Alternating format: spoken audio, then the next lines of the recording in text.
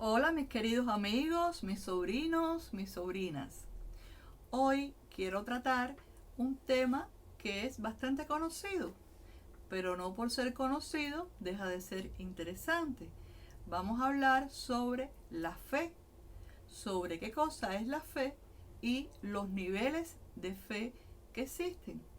Nos los explica muy bien la Santa Palabra de Dios, la Biblia.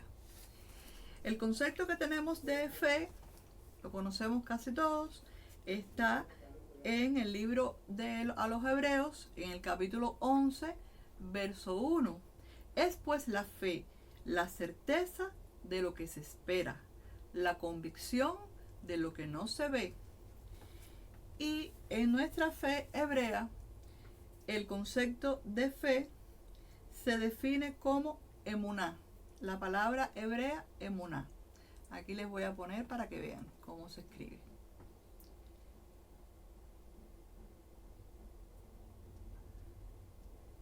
Emuná. Emuná significa fe obediente. O sea que nosotros no tenemos una fe que sea algo abstracto. ¿Qué es la fe? Algo así abstracto que no se sabe, es que creo en algo. No. La fe es emuná. Y emuná significa fe obediente. Obediente a nuestro Padre Celestial. Es como conocemos verdaderamente este concepto. ¿De dónde viene la fe? ¿Quién nos da la fe? Dice nuestra santa y bendita palabra de Dios en el texto de Romanos 10, 17. Así que la fe es por el oír y el oír por la palabra de Dios.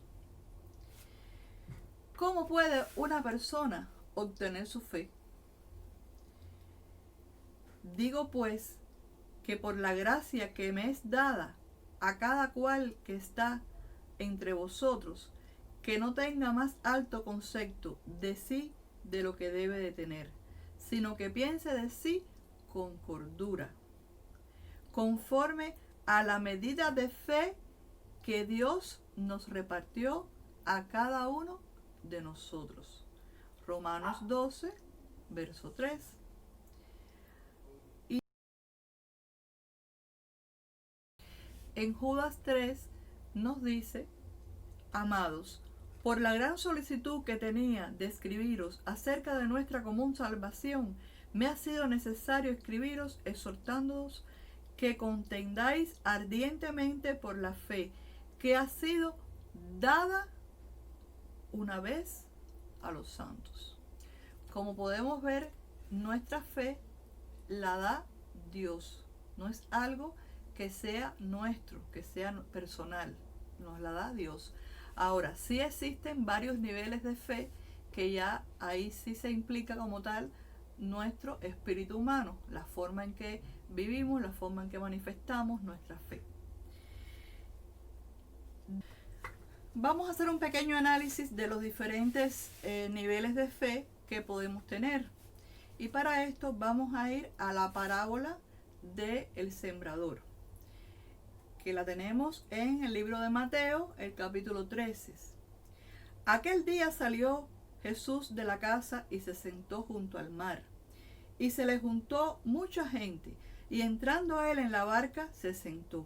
Y toda la gente que estaba en la playa también se sentó, y les habló muchas cosas por parábolas, diciendo: he aquí el sembrador salió a sembrar, y mientras sembraba, parte de la semilla cayó junto al camino, y vinieron las aves y se la comieron.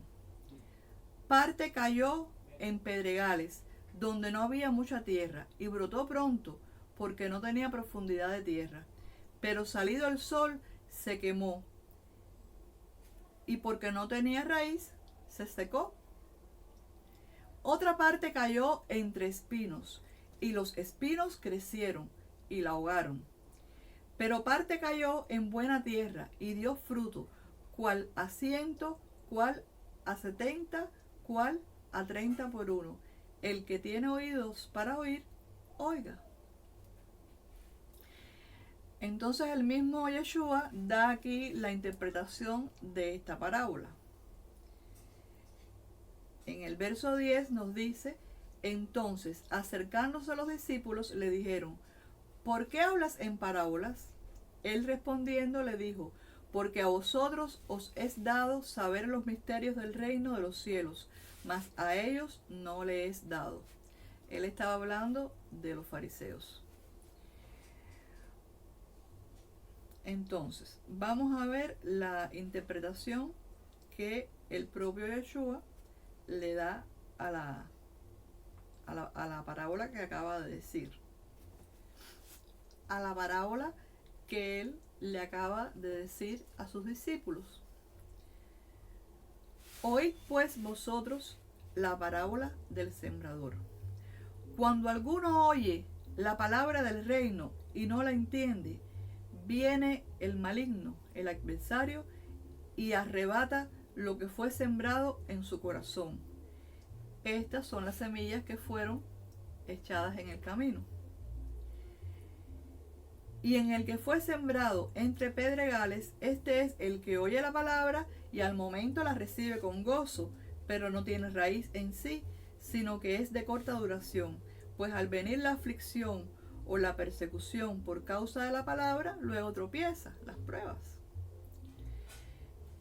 El que fue sembrado entre espinos, este es el que oye la palabra, pero el afán de este siglo y el engaño de las riquezas ahogan la palabra y se hace infructuosa. Mas el que fue sembrado en buena tierra, este es el que oye y entiende la palabra y da fruto y produce a 100, a 60 y a 30 por uno. Fíjense aquí en este detalle. Donde la semilla cae, la semilla es la palabra de Dios, obviamente. Donde germina de manera adecuada porque tiene buena tierra. Estamos hablando de creyentes dispuestos, consagrados.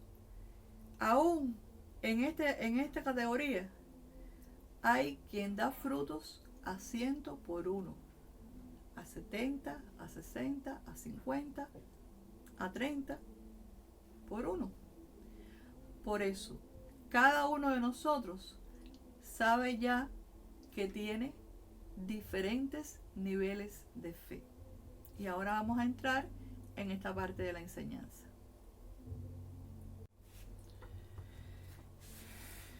Entonces vemos que hay una fe que es temporal, que sería cuando la semilla cae sobre los pedregales, que la persona recibe la palabra de Dios con gozo en su corazón, pero no echan raíces. Y cuando viene el tiempo de la prueba o de la tentación, sencillamente se apartan. Y como vemos en el libro de Santiago, capítulo 2, verso 17, nos dice: así también la fe, si no tuviere obras, es muerta en sí. Alguno dirá: tú tienes fe y yo tengo obras. Muéstrame tu fe sin tus obras, y yo te mostraré mi fe por mis obras. La fe intelectual las tenemos todos. Unos tienen fe en sí mismos, otros tienen fe en el humanismo, otros creen en diferentes deidades de acuerdo a la cultura donde se criaron o donde se han desarrollado. Otras personas tienen fe en los astros, en la luna, en las estrellas, en los planetas. Y así cada persona tiene su fe y es una fe intelectual. Esta no es una fe salvística. La verdadera fe, la fe que salva, la fe salvadora, la que es capaz de que tú cambies tu condición de criatura que existe y que vive en este mundo a hijo de Dios, es la fe salvadora. Y ahora vamos a hablar de esta.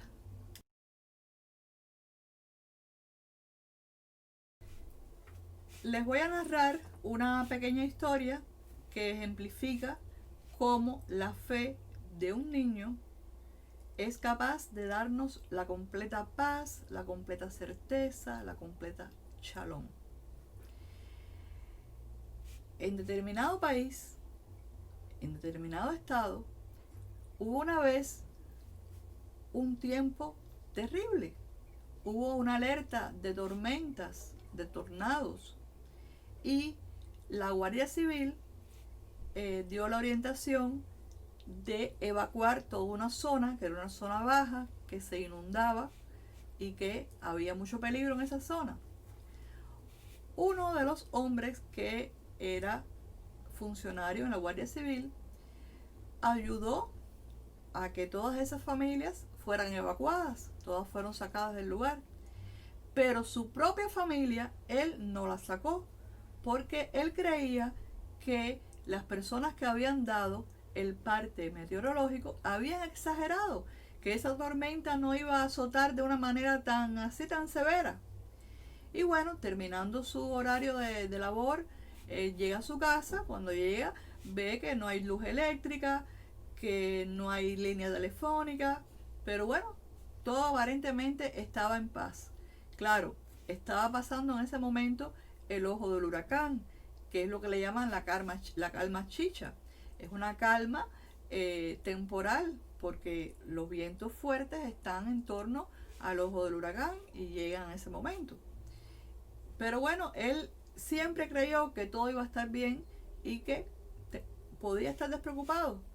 Se sentó cómodamente en su sillón con unas velitas puestas, unas lamparitas puestas, y de momento sintió unos vientos muy recios, un sonido muy fuerte, y abrió un poquito su ventana y vio que los árboles literalmente eran arrancados del suelo y volaban. Sintió miedo porque realmente era algo realmente impresionante. Empezó a sellar las ventanas como pudo, a crear las condiciones. Cuando abre un poquito la puerta, ve que viene agua que venía del río que se había desbordado. Cierra rápido y pone ahí sus cosas para evitar que esa agua entre. Se encaraba en una silla y empieza a valorar la resistencia del falso techo, y siente que lo alan de la pata del pantalón, del bajo del pantalón.